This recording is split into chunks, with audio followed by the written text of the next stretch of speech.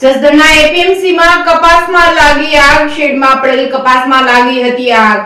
જસદણના એપીએમસીમાં કપાસમાં લાગી આગ, શેડમાં પડેલ કપાસમાં લાગી હતી આગ. આગ લાગવાનું કારણ અકબંધ. કપાસમાં આગ લાગતા 600 મણથી વધારે કપાસ બળીને ખાખ થયો હતો. જસદણ ફાયર બ્રિગેડની ટીમ પહોંચી હતી ઘટના સ્થળે.